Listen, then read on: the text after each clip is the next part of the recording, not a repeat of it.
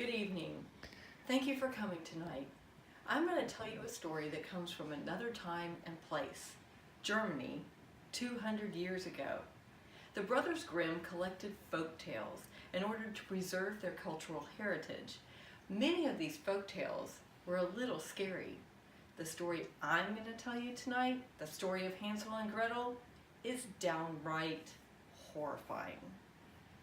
The story begins with Hansel and Gretel living in a little house with their father, who is a woodcutter, and their evil stepmother. They were hungry all the time because they were poor, and the evil stepmother hatched a plan to take the children out into the woods and leave them there to fend for themselves, so that she and her husband, the woodcutter, would not go hungry. The woodcutter didn't agree to this at first, but his hunger eventually got the better of him, and he agreed to it one night. Hansel overheard their conversation, and after dark, when everyone was asleep, he crept out and picked up little white pebbles off the ground and put them into his pocket.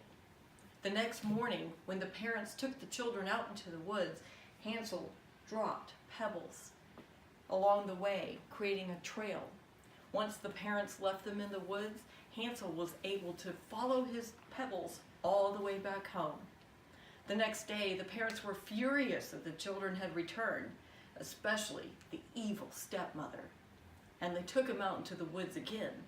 This time, Hansel brought a piece of bread, and he left breadcrumbs all along the way, making a trail. The parents got them to the center of the woods, left them there to fend for themselves.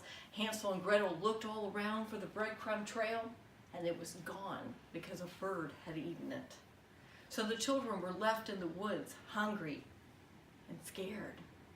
Eventually they came to a clearing, and they saw a most wondrous sight, an entire house made of gingerbread with frosting and gumdrops on the roof, and candy decorations and sugar windows. They went up to the house and they picked a piece of candy off and started eating.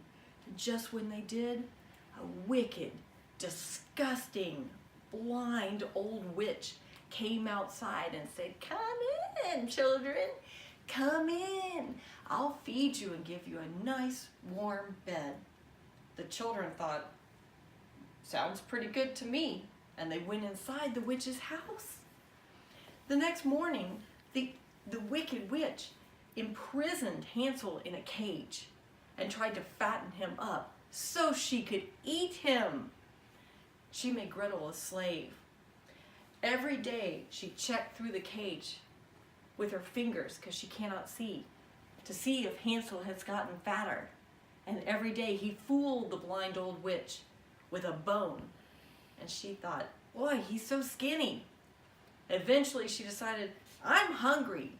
And she wanted to eat both of the children, Hansel and Gretel. So she warmed up the stove, and the wicked witch stuck her head in the stove, and Gretel seized her opportunity, pushing the witch into the stove and slamming the door shut. She freed Hansel, and the witch was left to burn to a crisp. They looked around the house to see if they could find anything of value, and they found an entire treasure in a vase and took it home with them. On their way out to the house and into the woods, they met a swan who helped them get home. When they got home, they found their father all alone, and the evil stepmother had died of a mysterious illness. So the children lived happily ever after with their father and the riches that they stole from the wicked, disgusting old witch. Well, I don't know about you, but I can't think of many stories that are scarier or more gross than Hansel and Gretel. It kind of makes me want to read more of the Brothers Grimm stories. Maybe you can find some of your own. Thank you for coming tonight.